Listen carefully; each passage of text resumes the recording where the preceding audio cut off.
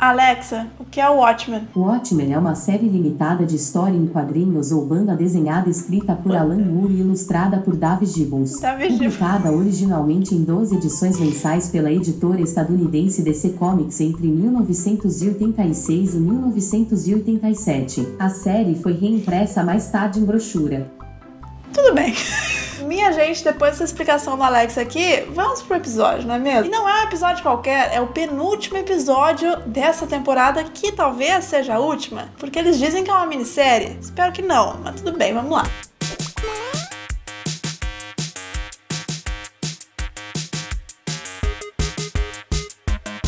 De paraquedas aqui no canal, eu faço review semanal de Watchmen, estamos no penúltimo episódio, então é a penúltima review. Já vai se inscrevendo pra não esquecer e pra não perder a review do último episódio. E se já é inscrito, obviamente, já deixa o seu like aqui lindo, maravilhoso, que ajuda muito a pessoa aqui a saber se vocês estão gostando ou não das reviews. E o episódio já começa como? Com o próprio, aquele que sempre foi mencionado, mas que nunca apareceu, até esse momento. Ele ainda fica de costas um tempão quando ele tá azul, mas quando ele aparece na pele do Cal, mais pra frente no episódio, ele aparece na cara dele mesmo. Só que a gente só vai ver a fisionomia dele no fim do episódio. Então vamos com calma que a gente já chega lá. Nesse momento, nesse primeiro encontro com a Angela, é normal ele tá azul, as pessoas não vão ligar porque tá meio que todo mundo de azul. A maioria das pessoas estão de azul. E a Angela tá sozinha no bar, bebendo uma cerveja, tipo, euzinha totalmente. E ela também é euzinha quando o cara chega com 2 cervejas pra ela e fala: e aí, vamos jantar amanhã? E ela manda um sonoro e glorioso não. Mas no fim das contas ele começa a dizer coisas que vão convencendo ela do tipo: eu sei o futuro. Então daqui a 20 minutos vai me contar sobre os seus pais. Daqui a 6 meses vai acontecer isso. Daqui a 10 anos a gente vai estar junto, mas aí tem uma lacuna que eu não consigo ver. E ele vai dizendo essas coisas, ela fica tipo: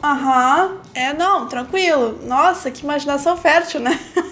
E no meio dessas coisas que ele vai falando, ele diz que estava em Europa, uma das luas de Júpiter, e que estava simultaneamente nos 2 locais, em Europa e na Terra. Só que ele não estava em Marte, como todo mundo estava dizendo. Aquilo era uma projeção dele. E nisso tudo a Angela é muito debochada com ele, do tipo: tá, e aí, cadê Adão e Eva, né? E nessa conversa toda com ela de Europa e tudo mais, a gente descobre como e em que condições o Adam tá. Como ele deu vida àquelas criaturas, como ele construiu tudo aquilo. E é isso que ele começa a contar a história da infância dele pra Angela. Tipo, eles mal se conhecem, mas ele vai contando tudo porque tecnicamente ele é apaixonado por ela e sabe que eles vão ficar juntos. Nesse passado a gente começa a observar elementos que estão lá onde o Ozymandias tá. E tudo aquilo tá interligado nos fragmentos da memória dele. Aí acontecimento vai, acontecimento vem, ele flagra esse casal transando aí e depois eles têm uma conversa com ele, fazendo ele prometer que vai criar algo bonito no futuro. Tipo, meio, encheção de linguiça ali pra dar uma conectada em alguns pontos. A Angela insiste que ele tem uma imaginação mega fértil e ele continua insistindo pra que eles jantem juntos. E dali 2 semanas eles bolariam aquela ideia de colocar ele numa casca de alguém que morreu, que seria no caso o Cal. E aí até esse momento a gente não vê a cara dele. Aí ela tá meio perplexa assim e fala: então, tu esqueceu essa coisinha aqui na testa, né? E ela fica toda boba com esse sapão que tá na frente dela, né? Tava morto antes, não tá morto mais, tá na frente dela agora. E mão. Convenhamos. E aí é uma costura atrás da outra no tempo, porque o tempo pra ele é diferente. E deixa ela super confusa e puta da cara, já que, né, ela tá se arriscando por ele e ele não mexe um músculo. E ela manda aquele sapão de homem pra longe: Angela, você é forte mesmo, hein? Porque depois ele aparece como veio ao mundo no meio da neve e, rapaz, tá de parabéns no moço pelo físico.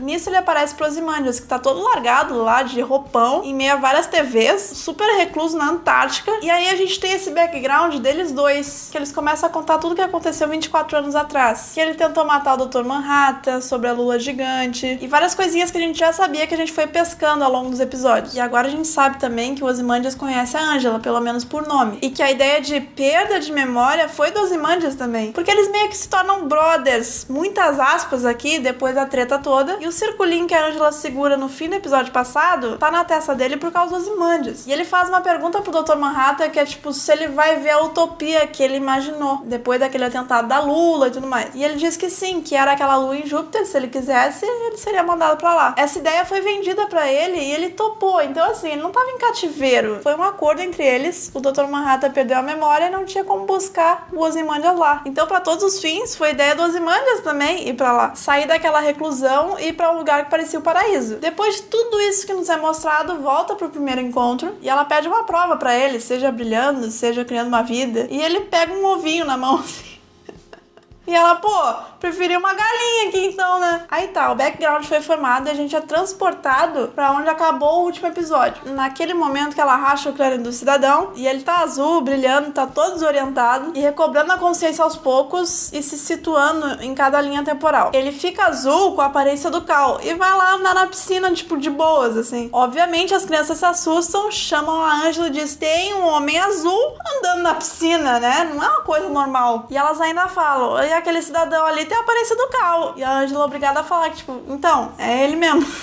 Ela faz essa explicação sem explicar nada, só diz que é ele mesmo. Ele olha pra janela e some com as crianças, mandando eles diretamente pro avô dela, o Will, que ele tinha conversado 10 anos antes de perder a memória, sobre tudo aquilo que ia acontecer depois que ele recobrasse a consciência. Então, na real, ele não parece ser um cretino no fim das contas. E aí, minha gente, o que acontece? A HBO me trollou lindamente e travou todo o episódio a partir desse momento que ele vai falar com o Will. Então eu tive que bolar meios escusos pra poder finalizar essa review. Vai ser toda em áudio agora, até o finalzinho em que eu me despeço de vocês de novo. Aí beleza, a Ângela vai até a piscina e conversa com o John pra saber o que diabos tá acontecendo, cadê as crianças, e ele fala que tá com o avô dela, que ele tava relativamente no tempo falando com ela e com o avô dela. E aí acontece uma merda colossal, que é ela criar um paradoxo no tempo, porque ele tava em 2009 com o avô dela e em 2019 com ela. Então, naquele momento, ele não conhecia o delegado que ele ia matar. Ela acabou dando o nome e o motivo pelo qual ele deveria matar o cara. Parabéns, Ângela, mandou bem, só que não, né? Ela fica toda louca, meu Deus, o que foi que eu fiz aqui? E aí o Manhattan fica tipo, tô com fome. E aí some, vai parar na cozinha e vai fazer o waffle. Aí ela fica pistola, quebra os ovos tudo, dizendo, não, tu não vai fazer waffle nenhum, porque eu vou salvar a tua bunda agora, entendeu? É isso que eu vou fazer. Isso tudo porque ele disse pra ela que não tinha o que fazer mesmo, que ele tava tendo a última refeição dele ali, porque eventualmente ele ia morrer, não tinha escapatória. A 7ª Cavalaria tava ali pra matar ele, custe que usar, e ela, não, pera aí, só um pouquinho. Tem que fazer, não tem que fazer meu ovo, eu vou fazer alguma coisa. Aí ela pega as armas dela e vai, e aí a maluca vai sozinha matar 500 fascistas, assim, tipo, de bobeira. É uma cena lindíssima que ela mata todo mundo, parece uma cena de videogame, assim. E antes dela sair matando geral, tem uma cena muito amorzinho que ele fala assim, mesmo sabendo que eu não tenho salvação, tu vai tentar me salvar mesmo assim, sabe? Eu fiquei tipo, ai meu Deus. E ele, é aqui que eu me apaixonei por você. E ela, legal, a gente passou 10 anos juntos e será pra ser romântico? É isso? E aí, nossa, é bala pra todo lado. É bala pra tu, é bala pra tua vaca. E ela vai, parece um Counter-Strike na vida real. E quando ela tá encurralada ali, quando não tem mais salvação, aparece ele. Tipo, poderia ter aparecido antes, né? Mas aparece ele ali, explodindo a cabeça dos fascistas. Eu fiquei assim, aí gostei, achei sucesso, manda mais. Ele segurava as balas com uma mão e explodia a cabeça dos caras com a outra. E aí eles têm outro momento amorzinho, assim, do tipo, a gente venceu, sabe? Tu tava errado. Ele, não, cara, eu não tava. E aí... ele é sugado ou é desmembrado. Eu não entendi direito, porque pareceu que ele foi sugado, mas na verdade ele foi desintegrado, talvez. Eu não sei se ele tem salvação. Ficou meio dúbia ali a situação. Ela fica arrasada, do tipo, perdi meu homem, né? Perdi meu macho, como assim? E eu espero que no último episódio ela caça esses malucos e desça o cacete em todo mundo. É esse o meu desejo pra uma season finale perfeita. E aí, claro, teve o pós-crédito com Ozymandias e aquele cara mascarado que a gente descobre que é o primeiro Adão. Aquele que surgiu primeiro com a Eva na época em que o Dr. Manhattan criou tudo aquilo. Ele aparece com um novo bolo para Ozymandias e tem 7 velhinhas nele. Ou seja, o julgamento dele foi lá pelo 4º ano e ele tá há 3 anos sofrendo enclausurado pelas criaturas que se revoltaram contra ele. Só que ele abre esse bolo assim com a mão e descobre uma ferradura, parece um ferro torcido ali, e começa a raspar o chão com aquilo. E eu fiquei tipo, o que esse cidadão quer? Chegar na China? Não sei. E foi assim que terminou o episódio. Graças a Deus eu consegui concluir a review. A HBO me trollou lindamente, uma coisa linda, maravilhosa, assim, HBO. Eu fiquei muito chateada porque eu tava gostando de como os diálogos estavam sendo costurados e como a dublagem do Guilherme Briggs faz diferença nesse rolê todo, na versão dublada, obviamente. E eu fiquei assim, gente, me dá spoiler, eu não me importo, eu só quero saber.